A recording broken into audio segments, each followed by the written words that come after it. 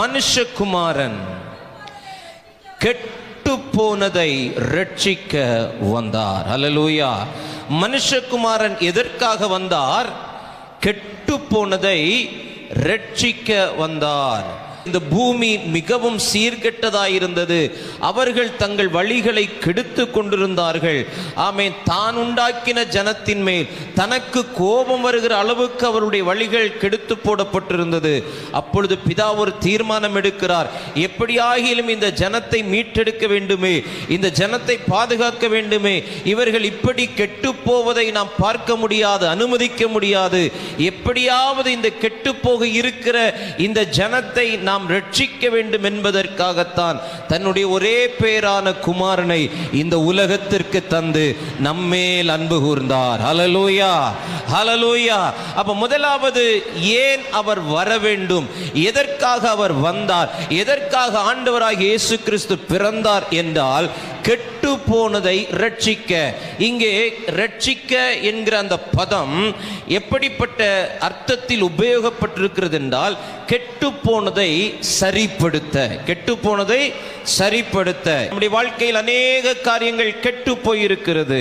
நம்முடைய சரீர அவயவங்கள் கெட்டு போயிருக்கிறது. சிலரோடு பேசும்போது அவர்கள் சொல்லுகிறார்கள், என் நுரையீரல் கெட்டு விட்டது ஐயா, என்னுடைய கண்கள் கெட்டு போனது, என்னுடைய வயிற்று பகுதி, என்னுடைய குடல் பகுதிகள் கெட்டு போனது, என்னுடைய இருதயம் கெட்டு போனது, என்னுடைய அவயவங்கள் பலது கெட்டு போனது, என்னுடைய கிட்னி கெட்டுவிட்டது என்று சொல்லுகிறார்கள்.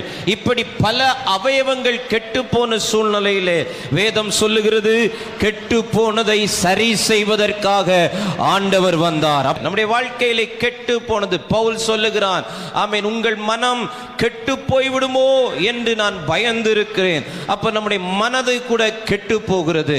நம்முடைய மனதை பிசாசானவன் கெடுத்து விடுகிறான். நம்முடைய மனம் ஆமென் கெட்டு போகிறது. இந்த பகல் வேளை, இந்த காலை நேரத்தில், இந்த அதிகாலை நேரத்தில் கெட்டு போனதை சரி செய்ய ஆண்டவர் விரும்புகிறார். அல்லேலூயா. நம்முடைய வாழ்க்கை ஒருவேளை கெட்டு போயிருக்கலாம். என் எதிர்காலம் கெட்டுவிட்டது, என் குடும்ப ஜீவிதம் கெட்டுவிட்டது, என் சமாதானம் கெட்டுவிட்டது, என் குடும்பத்தினுடைய ஐக்கியம் கெட்டுவிட்டது, என் குடும்பத்தினுடைய ஆரோக்கியம் கெட்டுவிட்டது, என் சரீரத்தினுடைய சுகம் கெட்டுவிட்டது, என் பிள்ளைகளுடைய படிப்பு கெட்டுவிட்டது.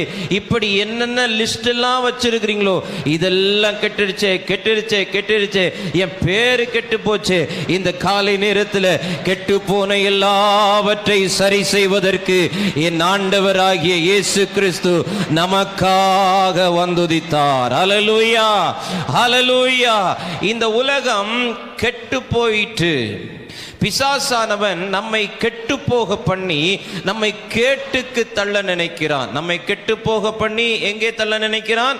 கேட்டுக்கு தள்ள நினைக்கிறான். ஆனால் கர்த்தர் அதை சரி செய்ய விரும்புகிறார். எரேமியா 18 அதிகாரம் 1 முதல் 5 வரைக்கும் உள்ள வசனங்களை நாம் வாசிக்கும் போது, ஒரு நாள் கர்த்தர் எரேமியாவை குயவனுடைய ஆமீன் வீட்டுக்கு போக சொல்லுகிறார். அங்கே போகும்போது குயவன் ஒருவன் மண்பாண்டத்தை என்ன செய்து கொண்டிருக்கிறான்? கையினாலே, திரிகையினாலே வனைந்து கொண்டிருக்கிறான். வனைந்து கொண்டிருந்த மண்பாண்டம் அவன் கையிலே கெட்டு போயிற்று.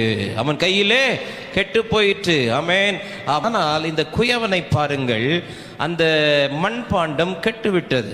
மண்பாண்டம், நீங்கள் மண்பானை தொழிற்சாலைகளுக்குள்ள நீங்க போனீங்கன்னா, அந்த குயவன் வனைந்து கொண்டிருக்கும் போது ஏதோ ஒரு கல்லோ, ஏதோ ஒரு சின்ன செடிகளோ, ஏதோ ஒரு இலைகளோ அதில் அகப்பட்டு விட்டால் அது கெட்டுவிடும். உடனே கெட்டு போன அந்த மண்ணை அப்படியே எடுத்து என்ன செய்திருவான்? அப்புறப்படுத்திவிட்டு புதிய மண்ணை எடுத்து என்ன செய்வான்? பயன்படுத்த ஆரம்பிப்பான். ஆனால் ஆண்டவர் அப்படி அல்ல.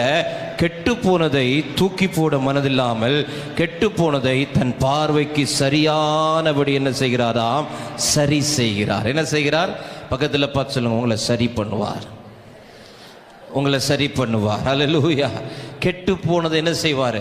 சரி பண்ணுவார். கெட்டு போன வாழ்க்கையை, கெட்டு போன ஜீவிதங்களை, கெட்டு போன எல்லா சூழ்நிலைகளை ஆண்டவர் சரி பண்ணும்படிக்காகத்தான் இந்த உலகத்திலே வந்தார். ஆமென். பிசாசு இந்த உலகத்தை மொத்தமாக கெடுத்து போட்டான். மனுக்குலத்தை மொத்தமாக கெடுத்து போட்டான்.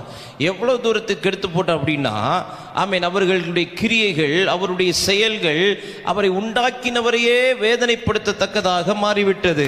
பார்த்தார், இப்பொழுது வேறு யாரையும் அனுப்பினாலும் பிரயோஜனம் இல்லை, என் சொந்த குமாரனையே நான் என்ன செய்கிறேன்?